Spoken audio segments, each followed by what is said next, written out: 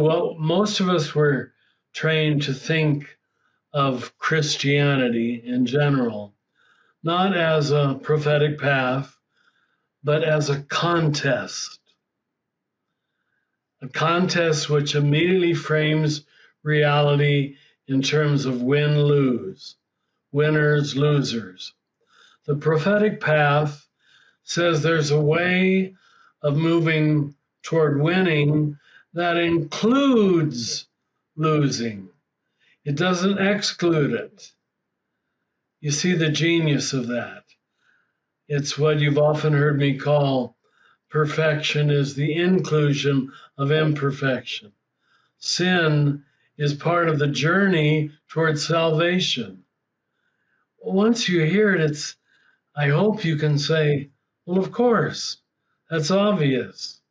But most of us prefer the language of courtroom and judgment and contest, where there's a few winners, really, and lots of losers. This has not served history well. And so the prophetic path talks about a journey of 2 steps forward that necessarily to continue includes 1 step backwards. And that falling, that failing, that suffering, use whatever word, it becomes the energy for the next 2 steps forward. This is wisdom literature as opposed to contest literature. So we're going to use the teachings this year to try to illustrate that the Christian way is a prophetic path. The prophets were Jews, but they also critique Judaism. Do you see the step backward in that? And each of us has to be able to critique our own group, our own self, our own teaching. And it's that counter movement that becomes wisdom. There's point and there's counterpoint, and we need both.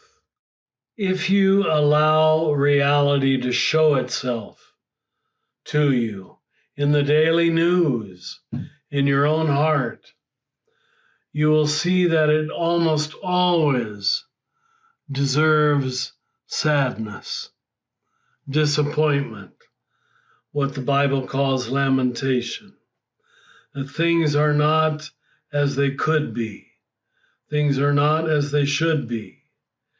Now, don't think of that in a sentimental way, but think of it as opposed to a judgmental way. It's bad, get rid of it. No, it's a lesson. And that leads you towards solidarity with the suffering of the world. Today, many of us are joining that suffering through the lens of Ukraine, or many of the drought-ridden countries of the world. We can't ignore that.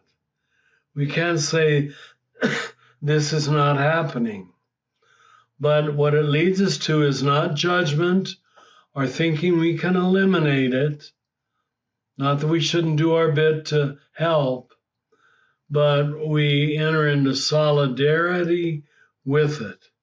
And that indicates the character of the life of prayer. A life of solidarity with universal suffering.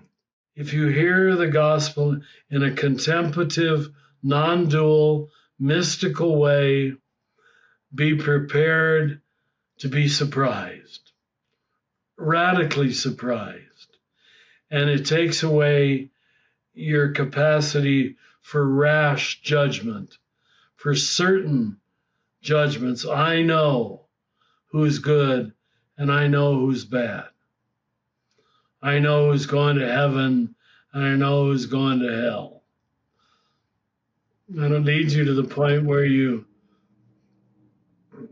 I'm sorry, but you question the very existence of hell because it's all mercy, mercy, mercy, mercy. But let's get there through the study of this year. I thank you for your humility in trusting that I'm not a heretic. This is not incorrect teaching. In my opinion, it's the gospel. And that's why we call the gospel good news, not bad news. And what we have now is largely bad news, which is why so much of the world is abandoning Christianity. It doesn't offer them a balm in Gilead, as the Hebrew scriptures say. It doesn't offer them salvation or healing. That's what the word salvation means, healing. We need healing. We don't need winning. The winning mind is an ego mind. The healing mind is a loving mind. So thank you if you can trust me on that. And trust the mystics too. They all got there. But most of them weren't mainline Christians. And it still isn't mainline Christianity. It sounds a little dangerous. I promise you it isn't. Right hand. I promise you it isn't. Amen.